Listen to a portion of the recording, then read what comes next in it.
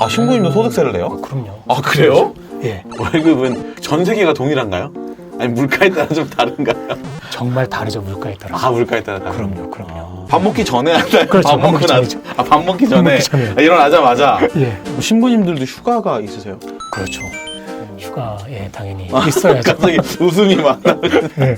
교황청이 이제 그 로마의 바티칸에 있잖아요. 그럼 그거를 뭐 비용 같은 게 나와요? 바티칸 들어가려면 엄청 오래 기다려야 되거든요. 네, 맞아요. 아, 그럼 똑같이 기다리신 거예요? 근데 사진증을 보여주면 좀 이렇게, 예. 참, 예. 아니, 저도 정말 결혼하고 싶어서.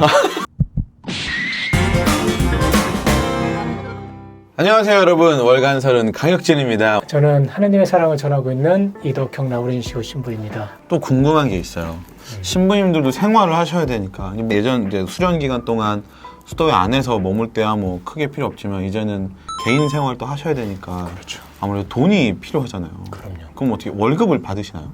네, 월급을 받아요. 교구 신부님들은 그 월급이란 표현하지는 않지만 어쨌든 월급 명목으로 좀 이렇게 받는 게 있는데 사제관 활동비, 뭐 차량 유지비, 사목 활동비 뭐 이렇게 해서 좀 받죠. 그리고 연금도 내시고 세금까지 내시고. 연금? 무슨 네. 연금이래요? 은퇴 후에 아. 예, 좀 이렇게 지낼 수 있는 그걸 약간 좀 연금 형식으로 아, 내신다고 그러면 해요. 저희가 이제 보통 이야기하는 건 성당에 헌금을 내면 그 헌금이 모두 모여서 뭐 바티칸으로 가고 다시 뭐 내려와서 신부님께 뿌려 이렇게 나눠 월급이 나오죠. 뭐 이렇게 이해를 하고 있는데 맞나요? 예. 그렇죠. 그러니까는 매 주마다 그런 건 아닌데 그 주일마다 하나의 특색들이 있어요. 교황청으로 들어가는, 그러니까 선교의 날, 그러니까 선교 주일 이럴 때 나오는 헌금들은 그렇게 해서 그렇게 가기도 하고 가난한 자들을 위해서 이렇게 받은 헌금들은 그렇게 가기도 하고 뭐 여러 가지가 있죠. 성격들이. 근데 일반적으로 나오는 헌금은 또 이제 성당 유지, 관리, 운영하는 대로 이제 사용하기도 하고요. 거기도 직원분들이 있으시니까. 그렇죠. 예. 그러면 신부님들도 세금을 낸다는 건 자기 소득에 대한 세금을 내시죠? 예, 소득세. 아, 신부님도 소득세를 내요? 그럼요. 아, 그래요? 예. 그 종교인들은 그런 세금에 대해서 뭔가 면세 혜택이 있고 이렇게 알고 있었는데 아닌가 보네요. 예, 소득세 내고 있습니다. 아, 그렇군요. 예. 그 사제 은퇴 연금이라는 이름으로 또 연금을 또 따로 내고 있고. 예. 신부님들이 은퇴를 하시면 따로 기거하시는 곳이 있다고 했는데 네. 그때 나오는 게 자기가 이제 활동할 때 냈었던 연금으로 다시 차고. 예. 그래서 지금 이 부분은 교구 신부님들에 한해서 예.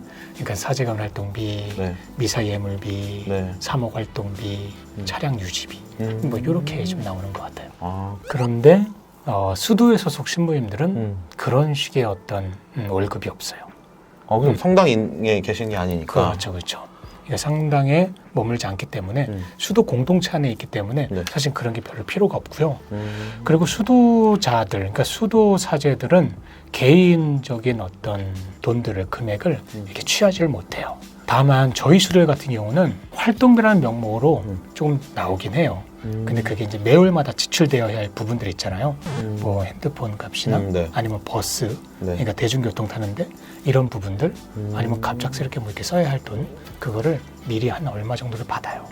그래서 그걸 가지고 이렇게 다 비용을 좀 이렇게 지불하곤 하죠. 네. 그 금액이 뭐 이렇게 넉넉하거나 뭐 그런 정도는 아닌데 그래도 뭐 그냥 뭐 어쨌든 종교인이니까 딱 그 정도 생활할 수 그렇죠. 있는 비용이 나오는 걸로. 네네네. 그 교구 사제님, 성당에서 계시는 분들은 사제관이라는 곳에 기거를 하시겠네요. 그렇죠. 그렇게 계시고 네네. 수도 사제님들은 수도회 신부님들은요, 뭐 직분과 어떤 인사에 따라서 거기에 맞는 수도 공동체에 머물러요. 그래서 수도 공동체에 머물면서 일터로 나가서 일을 하고 돌아오는 방식.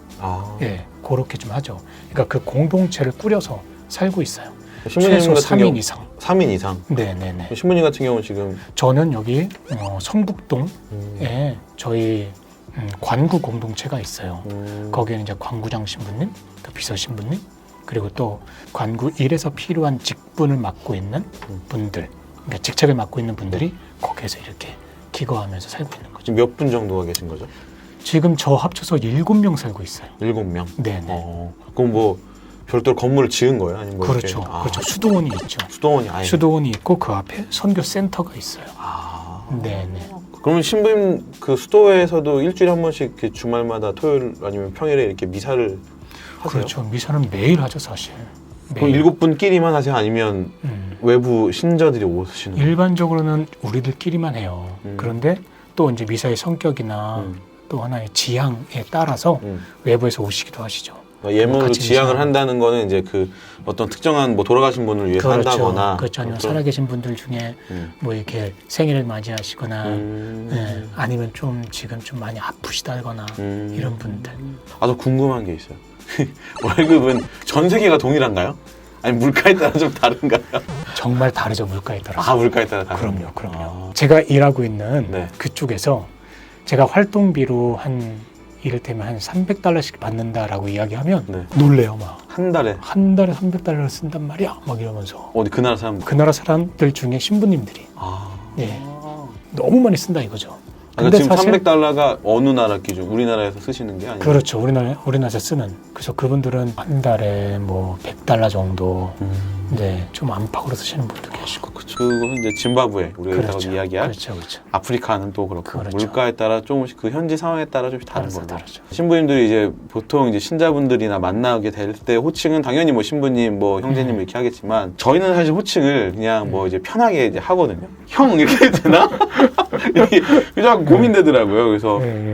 뭐 가족분들이나 친한 분들하고는 호칭을 어떻게 하세요? 아무래도 지금 혁진님처럼 네. 뭐 형이라고 부르는 네. 예, 사람들이 있죠. 그러니까는 수도에 들어가기 전부터 그쵸. 알았던 후배, 형, 뭐 오빠 아니, 자연스럽게 그냥 그렇게 부르고 저도 그렇게 뭐 좀 어색하지 않더라고요. 아, 그래요? 예, 예. 아. 오히려 또 막 너무 격식 있게 가면은 그게 오히려 더 어색할 것 같아요. 아, 그러니까 그런데 이제 부모님은 저를 제 세례명이 라우렌시오인데 라우렌시. 라우렌시오야 이렇게 불러요. 아, 그냥 이름 부르긴 좀 그런 것 같고. 그러니까요. 또 신부님 그렇다고 하기는 신부님 하기에는 가끔씩은 또 부르시기도 해요. 근데 저는 오히려 그냥 세례명 불러주시는 게 더 좋아요. 아, 그럼 저는 앞으로 편하게 그냥 그래요. 좋아요, 구독, 알림 설정. 신부님들의 하루 일과가 보통 어떤지 궁금해요. 제가 소속되어 있는 쪽에서만 좀 말씀드리는 게 좀 편할 것 같아요. 네. 왜냐면 좀 많이 다르니까요. 근데 기본적으로 수녀님들이나 신부님들은 다 비슷한 것 같아요. 아침에 일어나면 아침 기도를 같이 해요. 성무일도를 하는데 성무일도는 시편 찬가, 예, 기도 낭송 이렇게 이런 걸로 구성되어 있는 하나의 책이에요. 예전 전통적으로 이제 그리스도교 안에서 해왔던 네, 기도법인데 그 기도문을 가지고 예, 아침마다 기도를 하고 이어서 미사를 하고요. 너무 그건 질문이긴 한데 밥 먹기 전에 하나요? 그렇죠, 밥 먹고 전이죠. 밥 먹기 전에. 먹기 전에요. 아, 일어나자마자. 예, 예전에 왜 수도자들은 미사 때 받아 모시는 영성체, 그러니까 성체를 받아 모시지 않고는 네. 아침 식사를 안 했다잖아요. 아, 그래요? 예, 이게 더 우선이니까 생명의 양식을 모시지 않고 어떻게 예, 밥을 먹을 수 있겠느냐. 그게 그 자천주교 모르시는 분들이 설명드리자면 그 말씀하신 그 영성체라는 것이 포도주와 이제 밀전병인 그렇죠. 건데 그 저희가 네. 미사 중에 축복을 해서 이제 예수님의 몸과 피다. 그렇죠. 그러고 해서 그걸 이제 음. 미사 중에 이제 맞아요, 받아서 예. 하는 경우 그런 게 그렇죠. 있는데 예, 예. 그걸 해야 이제 식사를 할 수 있는 자격이 주어진다. 예전에는 예전에는. 수도자들은 그렇게 아. 예, 생각을 하면서 살았다고 합니다.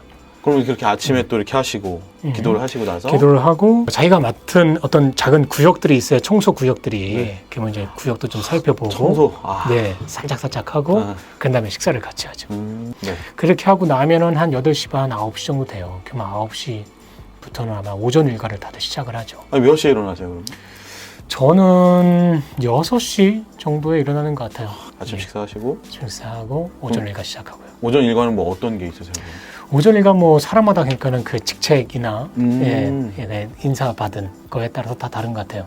저 같은 경우는 지금 여기서 이제 받은 일은 없기 때문에 제가 좀 이렇게 만나야 될 분들 만나고 구입해야 하고 또 후원받는 것들 챙기고 네. 예, 이런 일들을 좀 하고 있고요. 그런데 그렇지 않은 분들은 뭐 강론 준비도 하고 미사가 더 있는 분들은 강론 준비도 하시고 아니면 뭐 책도 뭐 쓰시는 분들 책도 이제 뭐 집필 하시고 그런 다음에 점심 먹기 전에 낮 기도가 또 있고 아, 낮 기도. 네.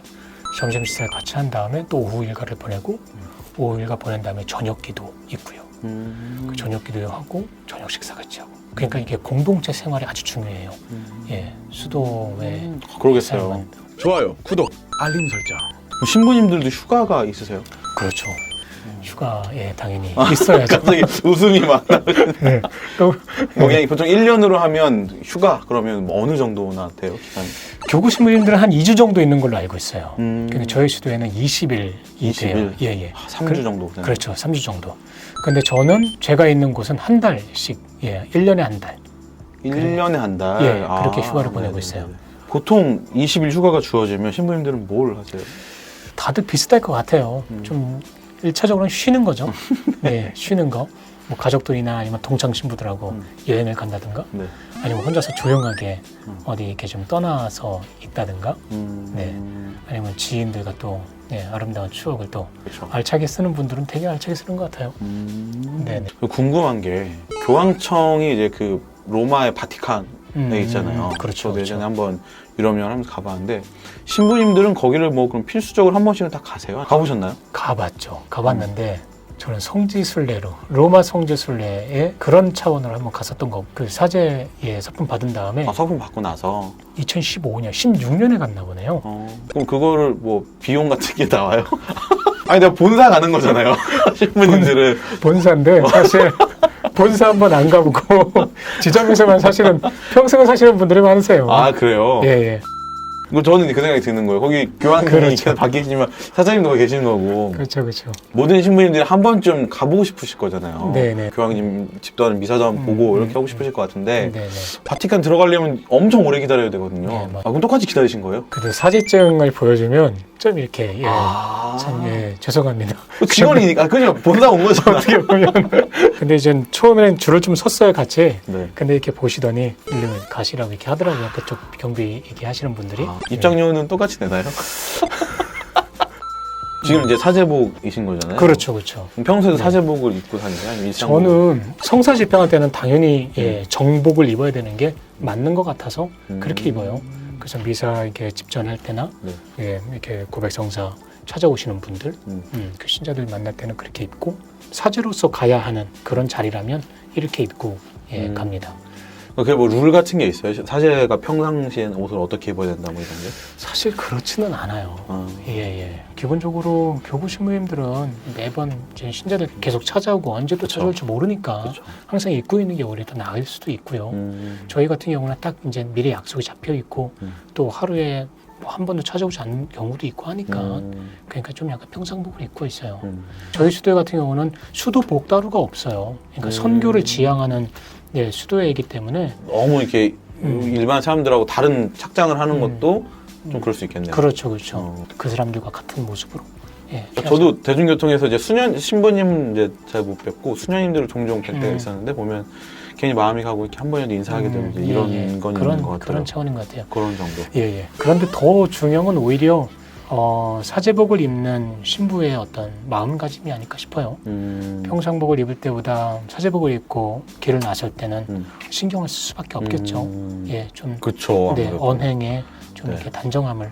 신부님이 되면 할 수 없는 것들이 몇 가지가 이렇게 좀 있잖아요. 생활하시면서. 그게 좀 대표적인 게 뭐가 있어요? 일단 결혼은 안 하시잖아요. 그렇죠. 결혼하죠. 그것 말고 는 없어요. 나는 독신으로는 못 살겠는데 이 생각을 한 거죠. 그래서 어릴 때 어린 마음에도 결혼을 해야 되는데 이 생각을 초등학교 때 했던 것 같습니다. 아니 저도 정말 결혼하고 싶어서 나는 아빠가 되어야겠다.